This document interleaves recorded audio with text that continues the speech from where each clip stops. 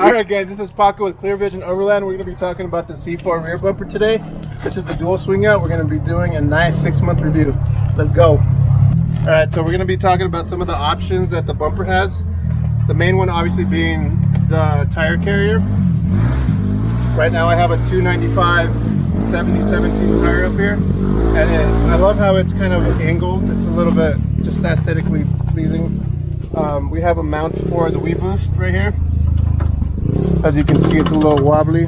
We need to fix that. If you come over here, we have a mount for a high lift jack, the MaxTrax, and then we have a couple Rotopacks here. This has an option for 2 more Rotopacks on this side, and I'll eventually add more. But this is how it's set up right now. And obviously there's a there's a license plate relocation over here. We also have a relocation for the camera down here. This is an optional thing, but I would definitely recommend doing this because it just saves a lot of headaches when you're trying to reverse. Alright, so now I'm going to show you guys how to open the dual swing. There's 2 latches. There's this red one, which is the secondary latch, and then we have the main latch down here. I really do like how this is set up. It keeps everything nice and secure, and there's very little noise when you're driving. So this comes out like that, and it has 1 stop. But then what's cool about this is that it also has another stop right there, and it's there's a little latch system down here too, and it widens it up, which is really cool. Same thing on this side. You have 1 stop like that, and then there's another stop right there too. So I definitely do like that option. On this side I have the option of having a table, which is awesome. And then this has struts too, so it's an assisted opening and shutting. Alright, so now we have the dual swing out open. The table is down. This bumper had options for adding some floodlights on the bottom. Right now I have the Extreme LEDs, and I love those for sure. A lot better value than the Baja designs, I believe. This has 2 recovery points, one right here and one over there. Super awesome. And then it has a relocation of the hitch jack, or just the hitch. And I don't know if it's tow rated or not, but it is a different hitch than the stock one. Alright, so one of the things that I love about this bumper is the capabilities that it has to mount accessories in the back. Obviously having this back here is super just cool when you're doing recovery, because it's a lot easier to grab than if it was on the rack. Obviously having the option for a bigger oversized tire is also awesome. The protection of being on the trails is great because it gives you a high clearance bumper. It might be one of the higher clearance of them all. I'll have to double check on that, but yeah, it's an awesome product because it gives you armor, it gives you capabilities. The weight we'll put up on the screen. It gives a lot of good protection. The way that I have things locked up right now, I have a kind of a bike lock on this tire.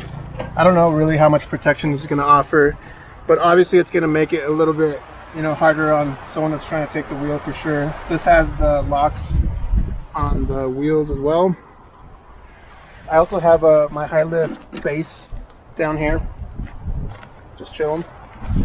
Over here we have another cable lock that's going around the MaxTrax and the high lift jack. Again, this makes it a little bit harder on a thief.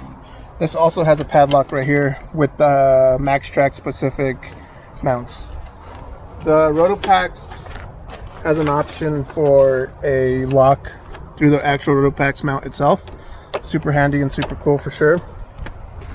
And we also have a location over here for the CV radio. And over there you also have another mount. I think it's supposed to be for a ham radio, but I'm using it for the Wii Boost. Alright, so as far as the way that it looks, I definitely do love it. It has a plate right here that replaces the stock bumper. On some other ones, I think you either have to cut or it's a little bit harder to install. And that's one of the reasons I went with the C4, is because it has this plate right here. I installed this myself. It took about 2 or 3 days. It wasn't hard, it's just very time intensive for sure. I'm super happy about it. I'm excited to keep it going on some trips. I think I actually got it pretty scratched up over here. I think it saved me from like a rock or a tree, so it's already getting put to work. So as far as the install, you do have to make some modifications back here when you're installing. I did have to hammer this part out. It's I think recommended by C4. It's a little scary, but I did it.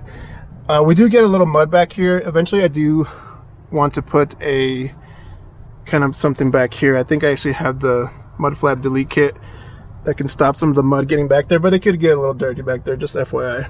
Alright, so let's talk about the camera relocation. This is a kit sold by C4. It's an optional kind of modification, I guess. I would definitely recommend that. It saves your life when you're trying to back up in parking spots. The way it's routed is obviously it's coming out from the back. You have to route it this way under the truck. It goes all the way under, and then it routes through here, all the way up here, through here, and then back to the center point to where the original location which was right here. It took us about 4 to 5 hours. I think it took actually longer than the bumper in itself, but it's definitely worth it. I definitely recommend it, and it saves my life all the time. I don't know if it saves my life, but you know what I mean. So if I had to do this again, I would definitely go this route. It's either a C4, CBI, I think Southern Off-Road, and we have some local companies too. This is, I think, the best one. I think the lead time when I got this was around 6 months, which is kind of crazy. But if you have patience and you have a little cash, I would definitely go this route. Super happy about it. I'll keep you guys updated with anything, you know, that changes, if anything fails. Everything is so solid right now that I'm happy. It didn't come powder coated. We did it through a local company here. I think they're called Accurate Powder Coating. I would definitely recommend them. It was that's not cheap either, but I definitely went with the primer. And yeah, like I said, make sure you powder coat it. You can also just rattle can it or something else, but I wouldn't recommend that. So thanks again, guys. This is Paco with Clear Vision Overland. Stay tuned for more videos. Have a good day.